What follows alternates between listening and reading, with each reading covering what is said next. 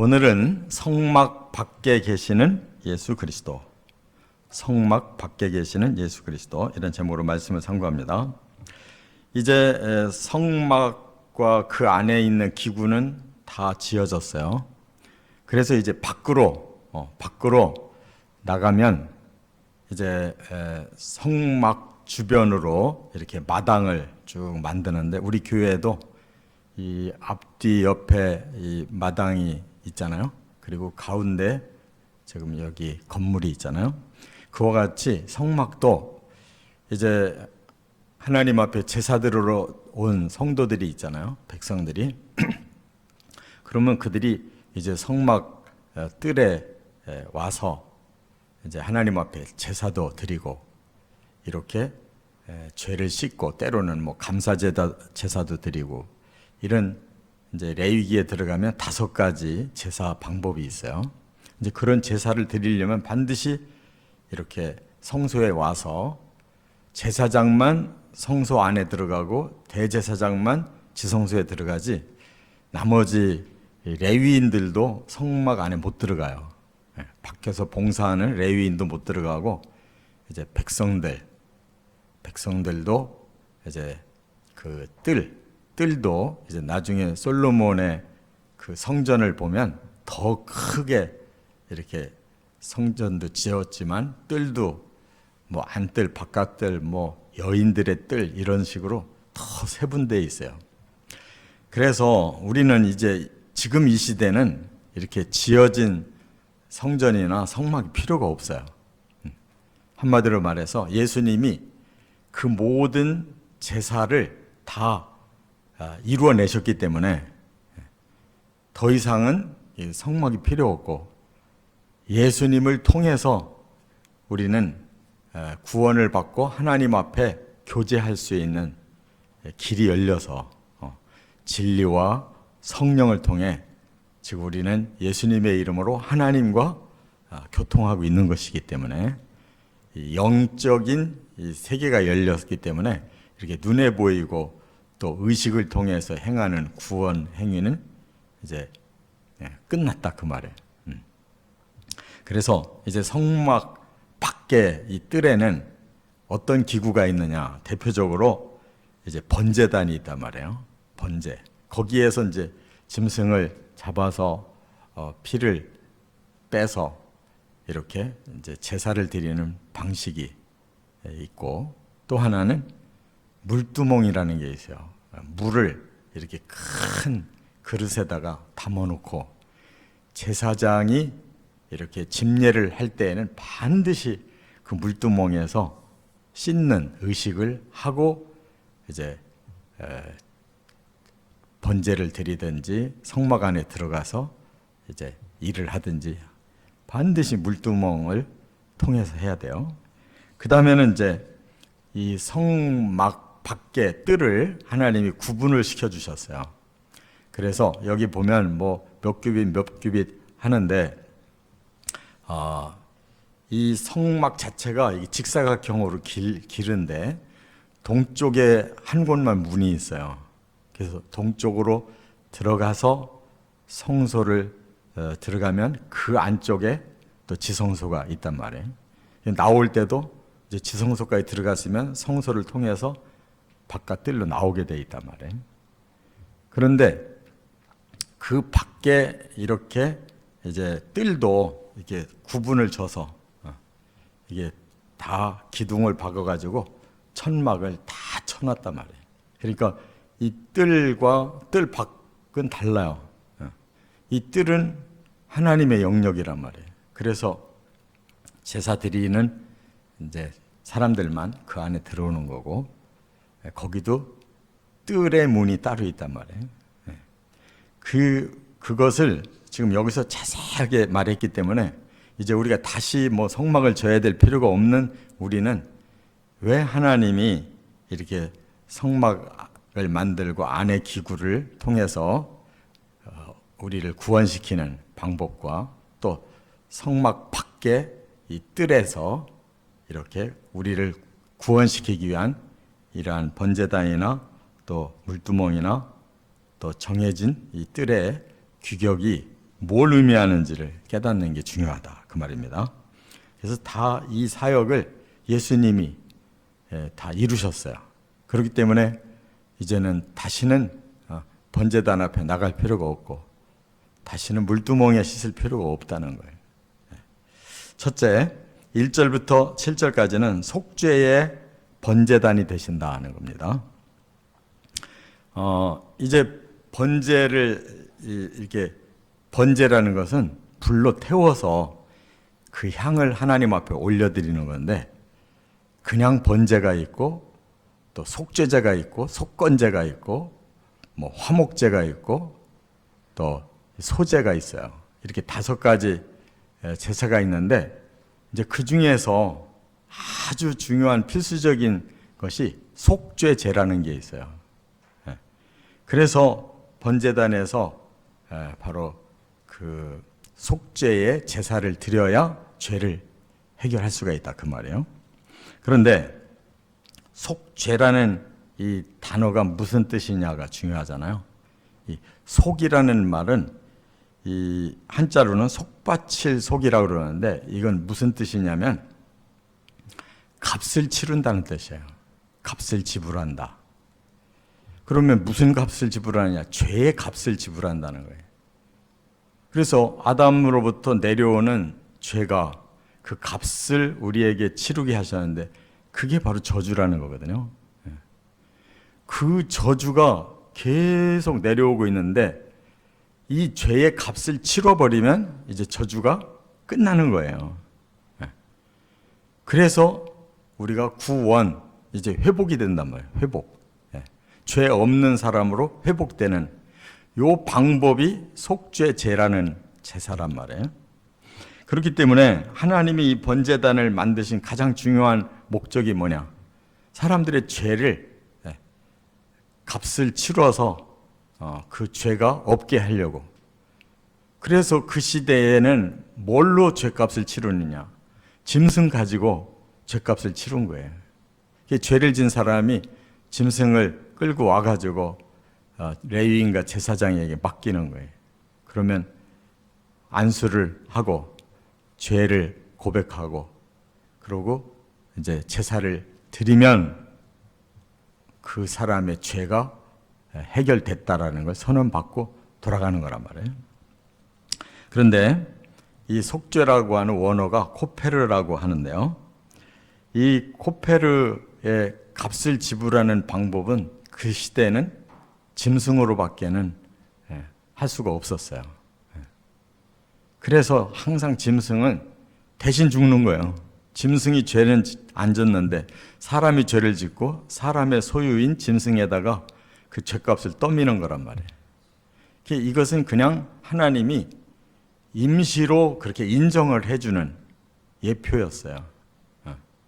임시로. 그렇기 때문에 하나님은 언제까지나 그렇게 사람들을 속죄할 수는 없는 거잖아요. 그래서 예표로 보여주신 다음에 진짜로 죄의 값을 대신 치루어줄 자를 보내시기로 계획하셨는데, 그게 바로 창세기 3장 15절에 이미 나와 있잖아요. 여자의 후손이 바로 뱀의 머리를 밟게 되고 그 발꿈치가 물리게 될 거다. 그게 바로 속죄의 원리인 거예요. 사탄에 의해서 죄를 범한 이 사람들을 하나님은 어떻게 죄를 해결해 줄 거냐? 바로 여자의 후손으로. 그 남자의 씨가 아닌 여자의 배를 빌려 메시아를, 구원자 메시아를 보내서 사탄에게 그렇게 결국 죽임을 당하는 그러한 실패 같은 그런 모습을 보였으나, 실제로는 죄 없는 메시아가 죄의 값으로 죽었기 때문에 다른 모든 사람들의 죄값을 대신 진 것이고, 그것을 받아들인 자에게 구원시키기로 약속했단 말이에요. 이게 언약이란 말이에요. 그래서 성경에서 그것을 신약에서는 쫙 풀었단 말이에요. 예수님이 먼저 푸셨어요. 뭐라고? 마태복음 20장 28절에 보면 인자가 온 것은, 예수님은 자신을 인자라고 그래요. 사람의 아들이라고 그랬어요. 왜 사람의 아들이야 되느냐? 사람이 죄졌으면 사람이 죄값을 치러야 되잖아요. 그동안은 짐승에게 임시로 치른 거니까. 예수님은 사람의 죄값을 대신 치르러 온 사람이에요. 그래서 인자는 하고 계속 자신을 사람이라고 말하는데, 왜 왔느냐? 섬김 받으려 함이 아니다. 이 세상의 모든 종교의 교주들은 다 자기가 섬김을 받으려고 그래요. 그런데 바로 예수님은 섬김을 받으려고 오신 게 아니라 섬기러 오셨다는 거예요. 어떻게 섬겨요? 여기 보니까 자기 목숨을 많은 사람의 대속물로 주려 함이라 그랬어요. 예수님은 자신의 목숨을 많은 사람의 죄를 씻는 대속 제물로 자기를 바치기 위해 오셨대요. 이걸 예수님이 직접 하신 말씀이에요. 이렇게 예수님은 모든 것을 완벽하게 알고, 구약의 말씀이 다 통달되어 있고 구약의 원리를 예수님이 이제는 실제로 이루어야 할 본체시기 때문에 나는 제물로 왔다 이거예요. 사람들의 죄를 대속해주는 제물로 나는 왔다. 그게 바로 십자가란 말이에요. 그래서 히브리서 9장에서 이거를 다시 해석을 해줘요. 12절에 그는 새 언약의 중보자이시니, 구약의 언약은 짐승 가지고 죄를 씻는 언약을 줬는데 하나님이 예레미야 31장에 내가 새 언약을 줄 거야. 너희 마음속에 주고 법을 주고 그것을 내가 이루어 갈 거다 그러셨어요. 하나님이 친히 복음을 주시고 그 복음을 하나님이 친히 이루어 가시는, 그게 바로 예수님이 오셔서 복음을 우리의 마음에 주시고 성령을 통해서 우리의 마음에 그 복음을 실천할 수 있도록 하나님의 백성을 만들어 가시겠다고 한 것이 새 언약인데, 거기에 예수님이 그대로 오셨다는 거예요. 그래서 중보자가 되셨다. 첫 언약 때에 범한 죄에서 속량하려고 죽으사 부르심을 입은 자로 하여금 영원한 기업의 약속을 얻게 하려 하심이라. 첫 언약이 뭐였어요? 범죄한 자를 속죄하기 위해서 그 짐승을 잡아서 죄가 속량됐대요. 그런데 이제는 바로 그 예수님이 오셔서 그 제물이 되어 죽으심으로 영원한 기업을 얻을 수 있도록 사람들에게 구원을 주신 것은 이 땅에 죄만 없애는 게 아니라 죄가 없는 자들을 영원한 하늘나라의 기업을 얻게 하려고 예수님이 중보자가 되셔서 하늘 성소에 단번에 제물로 바쳐지고 예수님이 대제사장이 되셔서 그걸 성취하셨기 때문에 지금은 하늘나라에 하나님 옆에서 중보하고 계시다. 우리를 위해. 할렐루야. 이렇게 두 번째 언약이 결국은 죄를 완전히 해결하시고 이제 장차 우리를 그 나라로 부를 일만 남았다. 그 말이에요. 두 번째는 8절에 보면 정결케 하는 물두멍이 되신다 하는 겁니다. 이 물두멍은 제사장들이 이렇게 성례를 집행하려면 반드시 씻어야 돼요. 손발을. 집에서 씻고 왔어도 거기 들어오면 거기에 있는 물로 반드시 씻어요. 그것은 마치 이 예복을 입듯이 제사장은 그냥 이 일반 복으로 입고 들어오면 당장 죽어요. 그래서 하나님이 그의 죄를 감춰주시고 거룩한 사람으로 인정하는 하나님이 만들어 설계해 주신 예복을 반드시 입어야 된다고. 그래서 집례도 하고 성소에도 들어가고 지성소까지도 들어갈 수가 있는 거거든요. 그래서 그럼에도 불구하고 손발은 꼭 씻고 집례를 하도록 하셨는데, 그것은 이미 구원받은 자지만 우리들은 항상 죄를 져요. 손으로 발로 계속 죄가 이어지고 있어요. 그때마다 어떻게 해야 돼요? 씻어서 정결하게 돼야 된다는 거예요. 단번에 우리 예수님이 십자가를 통해 우리를 죄 없는 자로 구원해 주셨다고 해서 죄가 그때부터 씻겨진 상태로 한 번도 죄가 범해지지 않고 그냥 거룩한 자냐? 아니라는 말이에요. 아직 우리는 저주가 덜 풀렸어요. 천국 가기 전까지는 우리는 죄성을 그대로 가지고 있어요. 그래서 예수 믿는데도 불구하고 죄를 짓고 있단 말이에요. 그러니까 계속 영적 물두멍이 필요한 거예요. 그게 곧 회개고, 그게 곧 하나님의 언약이 다시 우리에게 입혀져서 다시 또 죄를 씻고, 이렇게 그 과정이 필요하단 말이에요. 서서히 거룩한 백성이 되는 과정이 필요해요. 이게 물두멍에 하는 일이에요. 저와 여러분에게도 바로 이 은혜를 주셨기 때문에 우리가 예수 그리스도의 이름으로 내 죄를 발견하는 대로 회개하고, 그리고 다시 씻음받은 은혜와 기쁨으로 점점 더 업그레이드 되어 가는 거예요. 할렐루야. 근데 오늘날 이 물두멍이 없어졌어요. 회개가 없어, 사람들이. 그냥 뭐 감사합니다. 뭐 나라가 어떻게 되고 뭐 정의 사회가 되고 어쩌고저쩌고는 하는데 하나님 저의 죄를 용서해 주십시오 하는 고백이 없어요. 과거의 그 죄 씻음 한 번으로 되는 게 아니에요. 그거는 이제 하나님의 백성으로 출발한 거고, 하나님의 백성이 정말 거룩한 백성이 되는 과정이, 성화 과정이 필요한 건데, 이것을 사람들이 그냥 다 잘라버렸어요. 그 밖에 가면 할 수 없이 죄 짓고 살아야 되라고 인정하고 타협해버리고, 교회에 오면 그냥 나는 예배도 드리고 찬양도 하고 뭐 감사 헌금도 하고 뭐 내 할 도리 다 하고 있다는 거예요. 중요한 건 죄를 씻는 게 자기 할 도리지.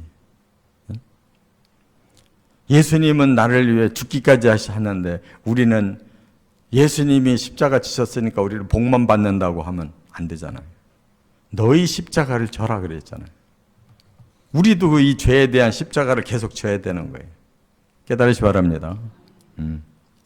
그래서 자기 십자가를 지고 오라는 거예요. 그러기 위해서 자아를 버리라는 거예요. 자신을 부인해라. 나를 부인하면 어떻게 해? 내 마음에 죄를 씻으라는 거지. 그래서 예수님이 십자가 지시기 전날 제자들에게 가르쳐준 게 바로 이 물두멍 교훈이란 말이에요. 발을 씻어주셨어요. 그러니까 제자들이 너무 황공해가지고 뭐 어쩔 바를 몰라. 베드로 차례가 되니까 예수님 제 발은 절대 안 됩니다. 어떻게 제가 예수님 앞에서 제 발을 이렇게 씻어주시는 걸 제가 보고 있습니까? 그러니까 내가 네 발을 씻어주지 않으면 나와 너는 상관이 없다. 그 말에 너무 깜짝 놀라서 그냥 내 발만이 아니라 몸을 다 씻어달라고 그러니까 이미 씻은 자들은 이 손과 발만 씻으면 된다. 그렇게 말씀했잖아요. 그러니까 이미 예수님이 크게 우리를 씻어주셔서 구원받은 자들은 자기의 그러한 죄와 허물에 대해서만 계속 씻으면서 살아가면 된다는 거예요. 이게 물두멍의 씻음 원리란 말이에요. 할렐루야. 그래서 속죄의 번제단에서 우리는 예수 그리스도의 십자가를 통해 구원받았고, 또 우리는 예수님이 주신 이 영적 물두멍의 원리에 의해서 날마다 하나님 앞에 내 죄를 고백하고 씻고 또 거룩을 향해 나가는 이러한 성화의 삶이 필요하다. 그런 뜻이에요. 그렇기 때문에 우리가 오늘 본문 뒤에 보면은 이 물두멍을 만든 재료가 뭐였는지 아세요? 여인들의 이 거울을 가지고 물두멍 만들었거든요.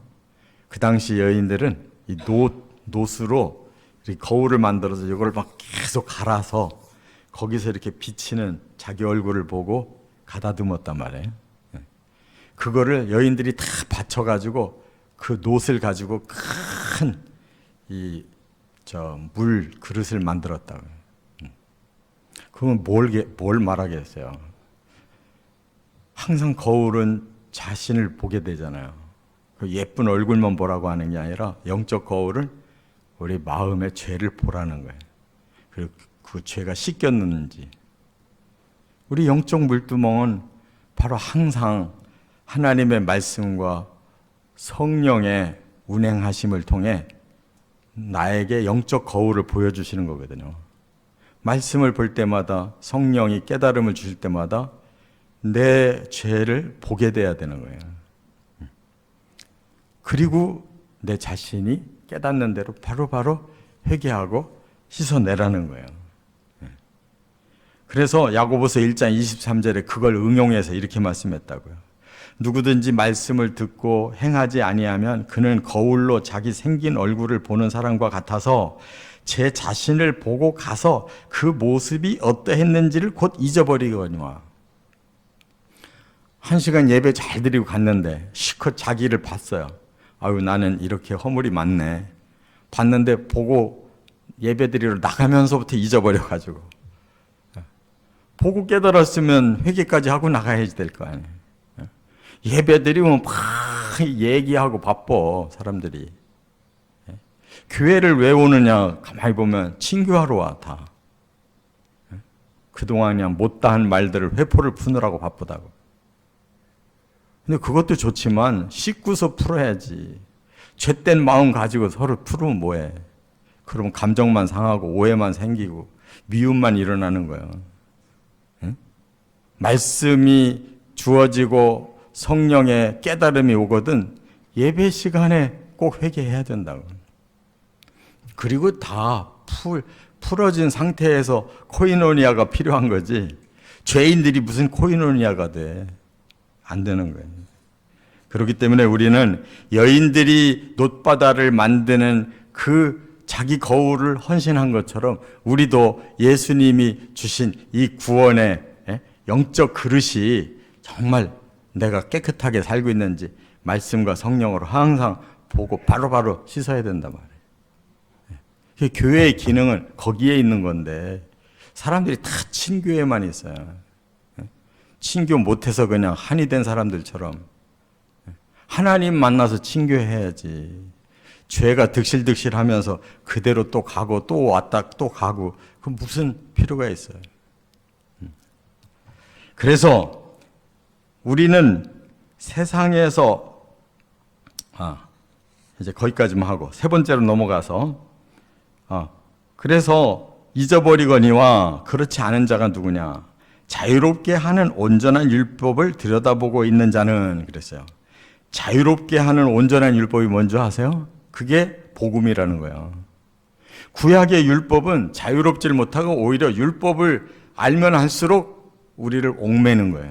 아우, 내가 이런 죄 저런 죄 그냥 무거운 짐만 지워주는 거예요. 그런데 자유롭게 하는 온전한 율법을 들여다본다는 것은 복음과 성령인 거란 말이에요. 우리의 마음속에 복음으로 진리를 깨닫고 성령으로 우리를 깨우쳐서 변화할 수 있는 힘을 준단 말이에요. 진심으로 회개만 하면 된단 말이에요. 믿습니까?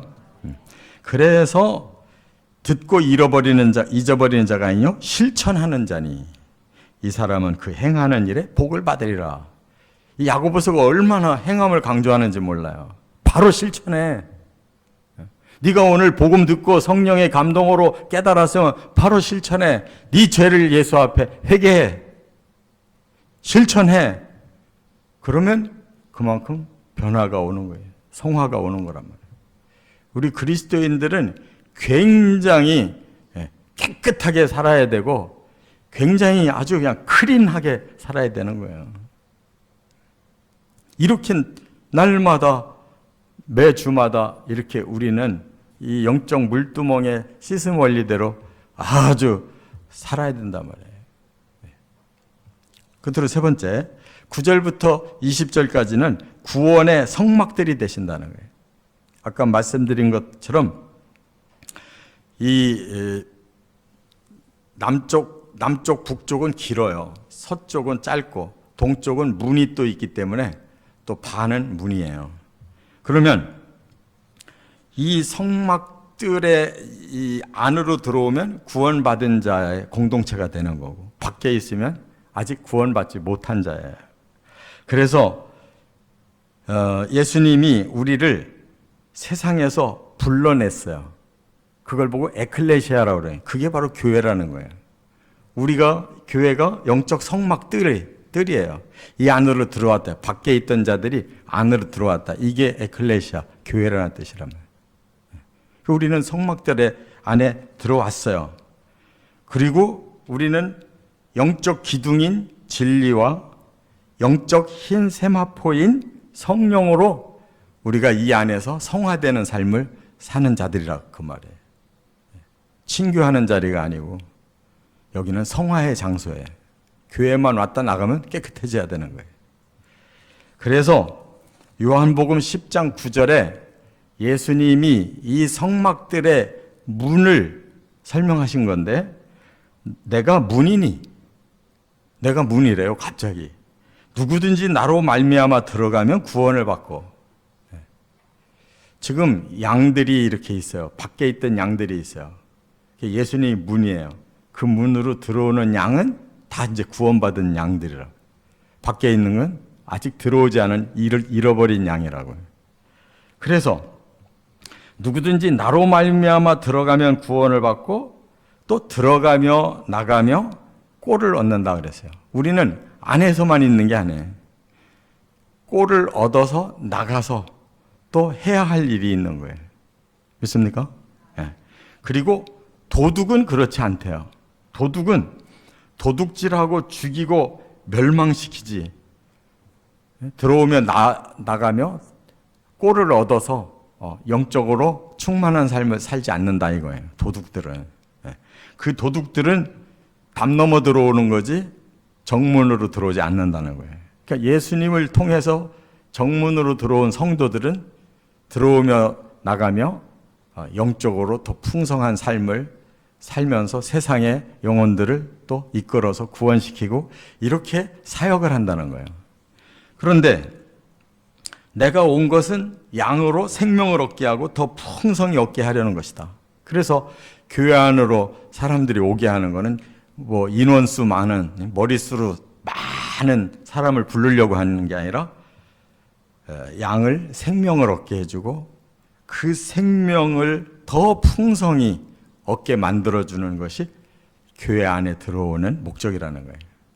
바로 예수님이 그 문이라고 그랬어요. 그렇다면 이 구약의 성막들에 들어오는 자가 교회고 성막들에 유일한 문이 하나 있는데 그 문으로 들어와야 성도가 될 수 있는 거예요. 그 문이 누구라고요? 예수라고 그랬잖아요. 이게 교회의 원리인 거예요. 예수의 문으로 다 들어온 자지 딴 데로 들어온 것들은 가짜란 말이에요. 그대로 오히려 도적질하고 못된 짓 하려고 오는 거고, 예수의 문으로 정식으로 통과한 자들만 바로 이렇게 생명을 얻고 주님이 주시는 꼴을 통해서 영적으로 성장하고 드나들면서 사람들을 그렇게 구원시켜 나간다는 거예요. 이거 얼마나 중요한 원리입니까? 구약의 이 모든 말씀은 다 원리가 그 안에 숨어 있는데 겉으로 의식화가 되기 때문에 오히려 이 진리를 잃어버리고 있어요. 그래서 저나 여러분이나 하나님이 우리를 구원하시는 원리는 창세기부터 계시록까지가 똑같다는 걸 깨닫고 그 원리 안으로 들어가셔서 이런 영적 생명으로 충만해지시기를 주의 이름으로 축원합니다.